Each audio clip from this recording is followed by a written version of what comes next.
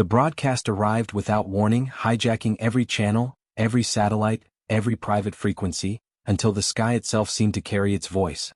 Across Earth, in villages and megacities alike, people looked up at screens expecting weather forecasts or advertisements and instead met the cold, sharpened tones of a language translated directly into their minds.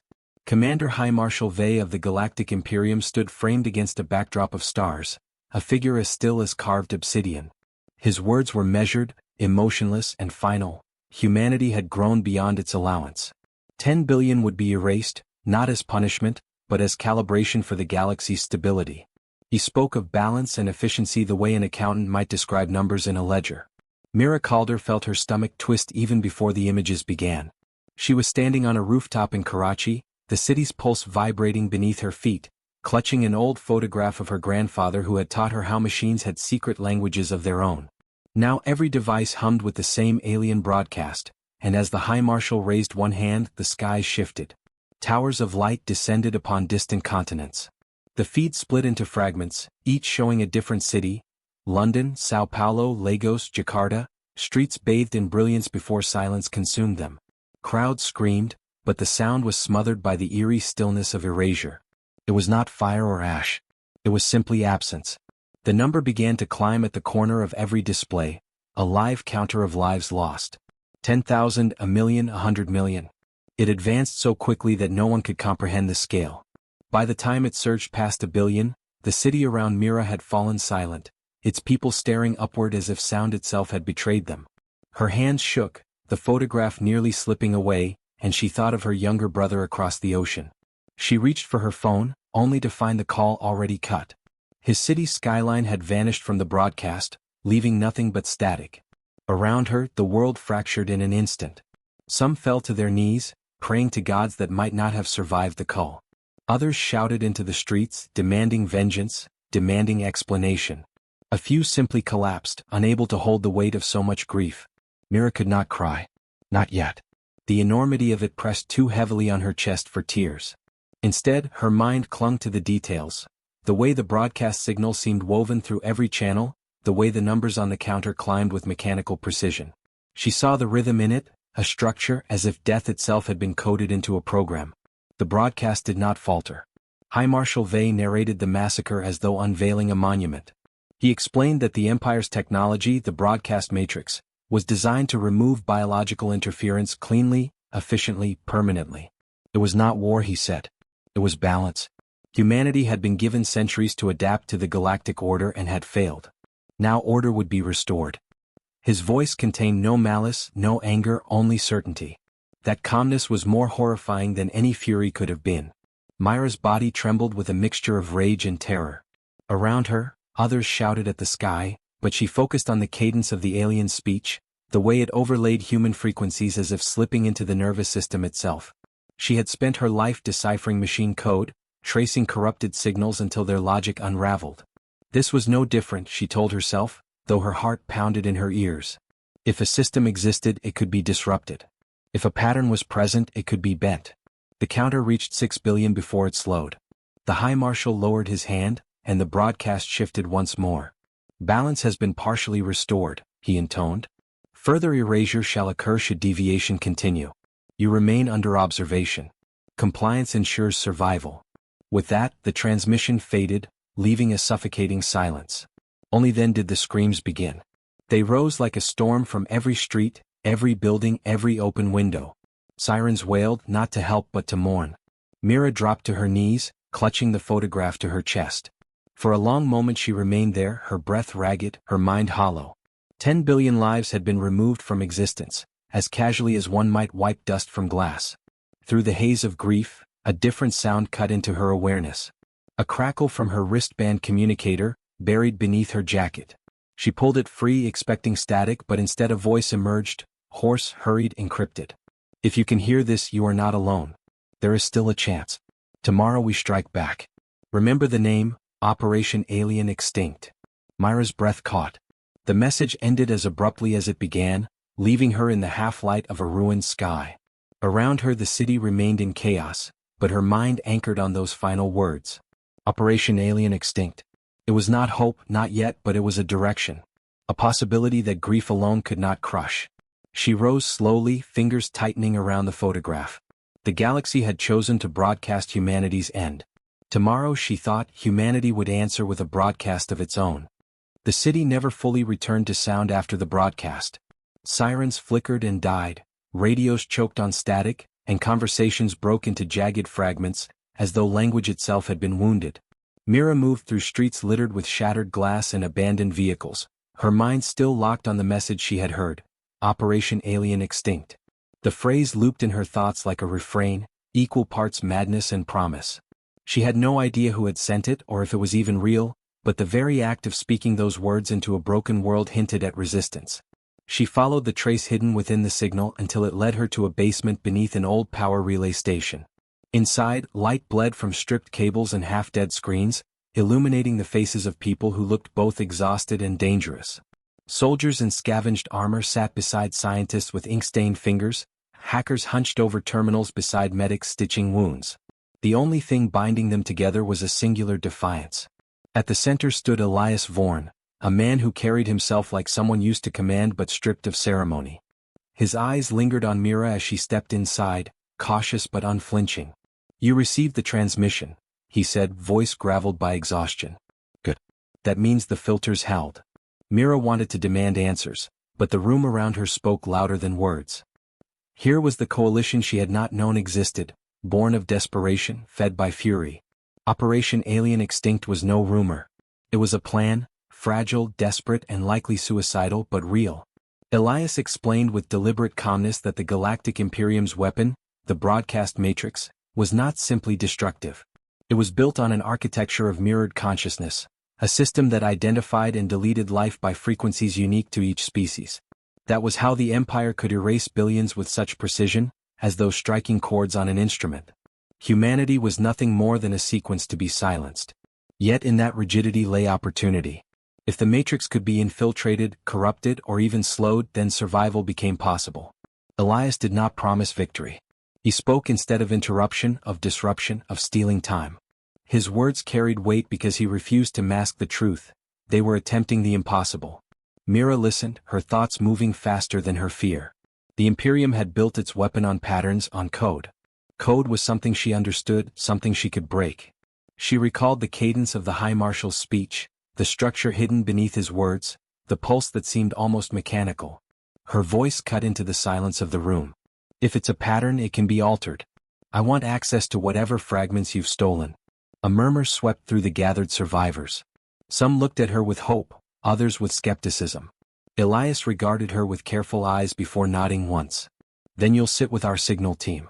They've been trying for weeks to pull meaning from the noise."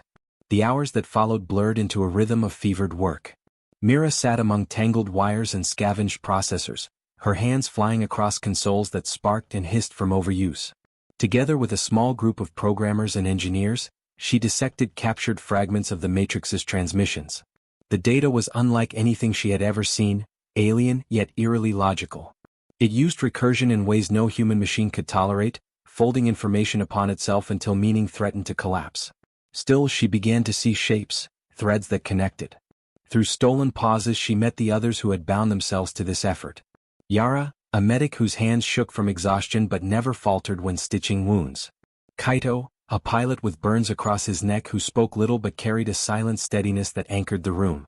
Each person had lost everything, yet they leaned into the work as if survival itself depended on refusing despair. Mira felt herself becoming part of something greater than grief. Not everyone shared the conviction. Arguments broke out between those who believed humanity should surrender, accept subjugation, and hoped the Imperium would allow a remnant to endure. A diplomat from the remnants of the European Union insisted resistance would only bring total annihilation. Elias ended the debate with brutal simplicity. "They already showed us what mercy looks like. 10 billion gone in hours. Surrender is just extinction with slower pacing." His words left no room for doubt. At last the coalition revealed the full breadth of their plan. They intended to repurpose Earth's crippled infrastructure into a weapon. Satellites, weather stations, deep-sea transmitters, even half-ruined radio towers. Linked together, they would form a planetary lattice capable of sending a counter-signal strong enough to infiltrate the Matrix. It was less a sword than a virus, a corruption that would seed chaos into the Imperium's system. If successful, it would give Earth breathing space to recover and strike again. The enormity of the task left Mira dizzy, but her resolve hardened with each explanation. Every piece of wreckage the Empire had overlooked was now a tool in humanity's grasp. Ingenuity became their weapon, desperation their fuel. She poured herself into the work, translating alien recursion into something crude but usable, carving keys from fragments of code.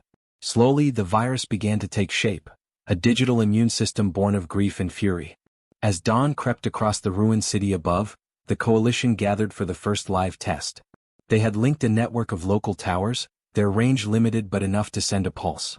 Mira's hands hovered above the controls, her throat dry, her heart unsteady. Around her, faces lit with equal parts hope and dread. Elias gave a single nod and she activated the program. The signal surged outward, carried on fragile towers and rusted cables. For a heartbeat the air itself seemed to shimmer, a ripple of aurora spreading across the skyline. Screens flickered, devices buzzed. The room filled with breathless anticipation. And then the Matrix answered. A wave of countercodes slammed back through their systems, faster and sharper than anything they had prepared for. Consoles exploded in sparks, lights dimmed, and half the room was thrown into darkness. The network collapsed in seconds, leaving silence broken only by the sound of choking smoke. Mira staggered back, coughing, her chest tight with failure. Around her the others struggled to regain their footing, their expressions shifting from shock to despair. It had been their first strike and it had ended in ruin. But as she stared at the smoking consoles, Mira felt something strange beneath the sting of defeat. Within the chaos of countercode, she had seen a glimpse of structure, a flicker of weakness buried deep. Her hands tightened into fists. The Matrix had not ignored them, it had reacted violently, which meant they had touched something it needed to protect. Their attack had failed, but it had left a mark. And for Mira that was enough. The war was only beginning. The failure lingered like smoke in their lungs. 4 hours the Coalition worked in silence, dragging ruined consoles aside, patching burns, and trying not to meet one another's eyes. They had struck at the Matrix, and it had answered with overwhelming force, leaving their equipment gutted and their morale fractured. Mira sat against a cracked wall, hands still trembling, staring at the fragments of code she had salvaged before the system collapsed. Among the chaos, she had glimpsed something, an echo, a shadow of the Imperium's architecture. That brief flicker gnawed at her thoughts, refusing to fade. Above ground the city decayed further. With power grids shattered by the counterstrike, entire districts drowned in darkness. Drones patrolled the skies, mechanical predators scanning for signs of resistance. When one descended near the relay station, its angular frame cutting against the horizon, the Coalition scattered into tunnels, waiting in suffocating silence as its sensors swept past. Kaito returned later with blood on his arm, his eyes hard, muttering that 2 others had been caught outside. No one asked for details. Their circle was shrinking. It was Yara who confronted Mira after that, her medic's hands still stained with ash from the wounded. "You keep staring at those fragments," she said, voice rough from exhaustion. "Tell me you saw something." Mira hesitated, then opened her terminal. She explained how the Matrix's architecture repeated itself, how each erasure left a residue, an imprint stored like a shadow in an archive. The Imperium wasn't simply deleting, it was recording. Billions of consciousnesses were being catalogued even as their bodies vanished. Yara's eyes widened, a mix of horror and hope. "Then they're not gone?" she whispered. Mira did not answer directly. She only said, "If the archive exists, it can be reached." The revelation spread through the Coalition like a spark in dry grass. Some clung to it as salvation, imagining their families returned. Others feared it was a trap, another cruelty devised by the Imperium. Elias listened without comment until Mira finished her explanation, then leaned forward with grim conviction. "If it's true, then the Matrix has a vulnerability. It needs the archives to complete its cycle. We break the cycle, we wound the Empire." His words rekindled a fragile sense of purpose, though none of them ignored the cost. Their second attempt would not be a distant pulse through local towers. To reach the archives they needed direct access. That meant launching a signal strong enough to pierce the Imperium's orbital grid, and surviving long enough to hold the connection. The plan bordered on lunacy: repurpose a half-dead satellite array hidden in the mountains, feed it with stolen reactors, and synchronize with scavenged transmitters across the globe.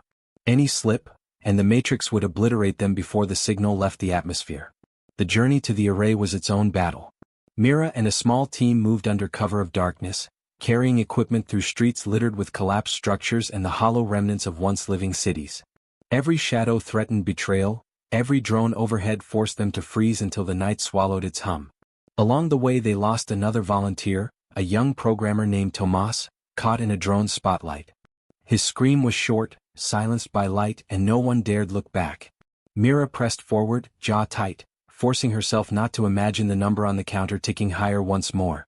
When they reached the mountains, the satellite array loomed above them like a skeleton of steel and glass. Broken panels jutted from its surface, yet its core remained intact, waiting like a dormant beast. They worked through the night to revive it, patching circuits with scavenged boards, feeding power through jury-rigged lines. Each connection risked collapse, but slowly the array shuddered back to life, its dish tilting toward the stars. Mira felt the weight of history in its hum. Humanity's old tools had been built for exploration, not war, yet here they stood, weaponized by necessity.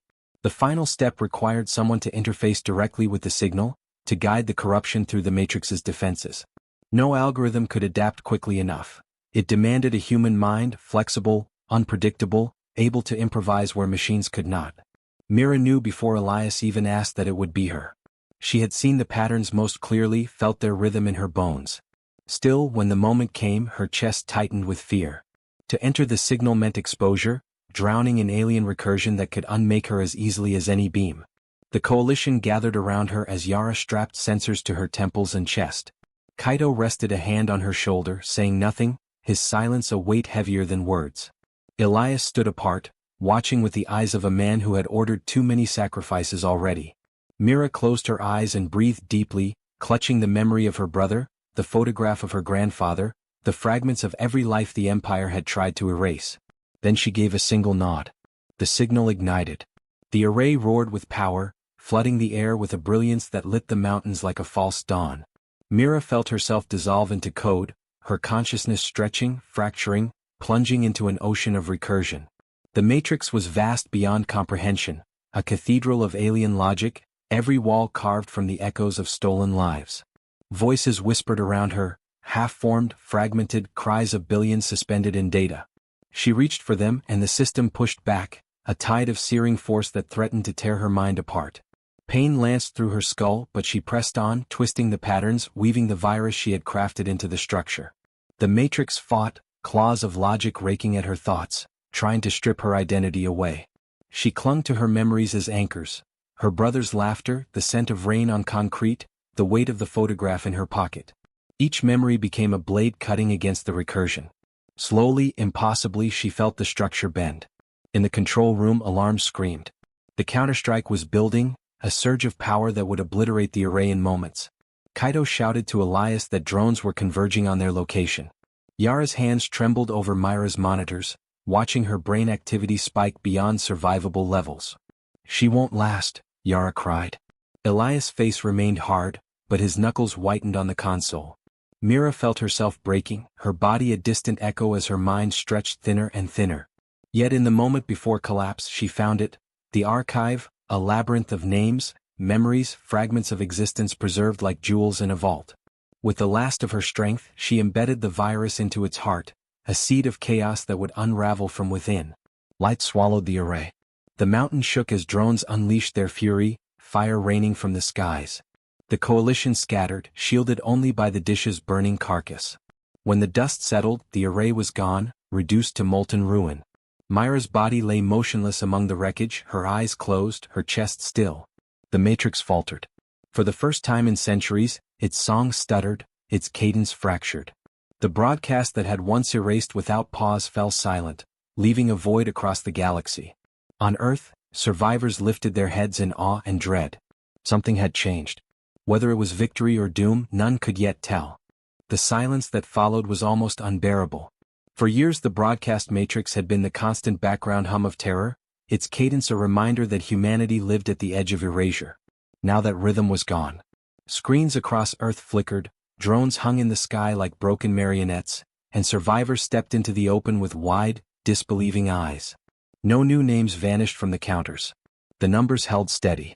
For the first time since the massacre, the galaxy had fallen quiet. In the wreckage of the mountain array, the coalition crawled out from beneath twisted steel and scorched earth. Yara staggered to her feet, coughing, her arms bloodied but intact. Kaito pulled 2 others from the rubble, his face pale but resolute. They called for Mira, voices cracking, searching through smoke and flame. What they found was her body, lifeless, her chest still, her skin cold from the surge that had torn the array apart. Yara dropped to her knees beside her, pressing trembling fingers to Mira's throat again and again, unwilling to accept what they already knew. Elias stood a step back, his jaw clenched, his silence sharper than grief. Yet even as they mourned, something stirred.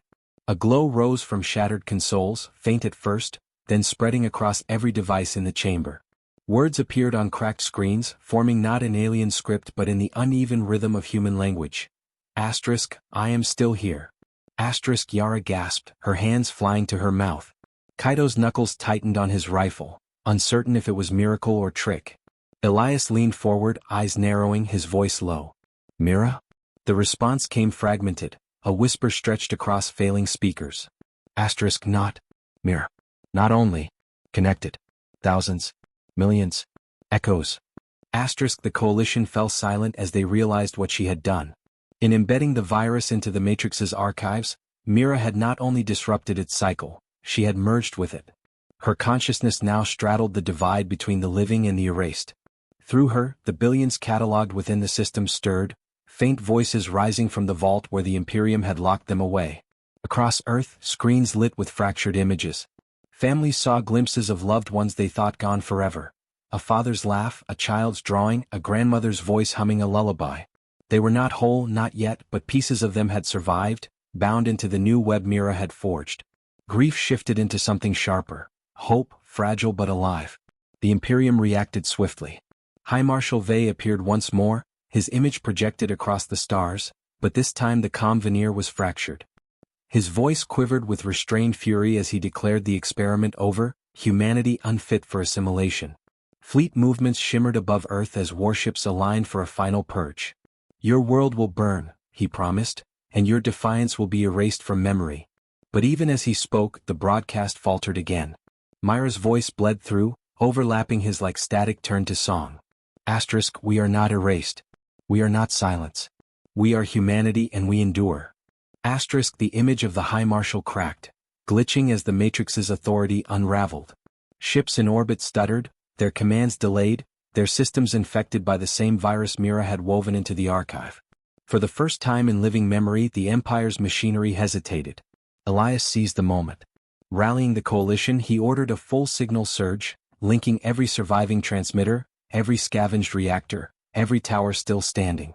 The planet itself became an amplifier, humanity's scarred body transformed into a weapon. Yara, her grief raw but her will unbroken, took Mira's old console and synchronized the network. Kaito climbed the ruined dish, planting charges that detonated in blinding arcs, boosting the resonance skyward. The air trembled as Earth screamed back into the void, not in fear but in defiance. The fleet descended, beams of light scorching the atmosphere, but the virus spread faster. Ships froze mid-fire, their weapons shuddering, their systems turning against them. On every deck, alien soldiers shouted in confusion as consoles bled with Mira's voice. Asterisk, you broadcast our end. We broadcast our survival. Asterisk, one by one, the warships faltered, their crescents of obsidian tilting, some colliding in sudden cascades of fire. The sky above Earth became a graveyard of falling metal. High Marshal Vey fought to reassert control, his voice a snarl of commands, but each order dissolved into static. Mira's presence grew stronger with every moment, her words layered with countless others, a chorus of human echoes speaking through the galaxy's own weapon. She was not only herself now, she was Legion, a guardian forged from grief and resilience. The High Marshal's image fractured completely, and for the first time his eyes showed fear. When the last surviving warship limped into retreat, the skies cleared. The counters on screens across Earth reset, not to zero but to names, millions of them imperfectly restored, fragments of lives stitched together from the archive. Families clutched one another, crying out as familiar voices returned, altered but present. The Imperium had intended erasure. Instead, humanity had discovered a new form of persistence. In the quiet that followed, the coalition gathered once more around Mira's body. Though her chest never rose again, her presence filled every device, every signal, a constant hum like the heartbeat of the planet itself. Yara touched the console gently, whispering through tears, You gave us back more than we lost. Elias bowed his head, his voice heavy with reverence. She gave us a future the Empire never intended us to have. Kaito stood at the edge of the ruin, watching dawn spread across a battered horizon. The world was scarred, cities reduced to rubble, billions still gone. Yet something unbreakable had been born from the ashes. Humanity had proven it could not be erased, not by fire, not by silence, not by an empire that mistook fragility for weakness. Across the galaxy, whispers would spread. The species that had endured annihilation, that had risen from its own ashes, that had turned the Imperium's perfect weapon into a voice of defiance. This was humanity. They were no longer merely survivors.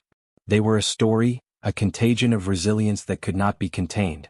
Mira's final words, carried on every frequency, sealed the moment.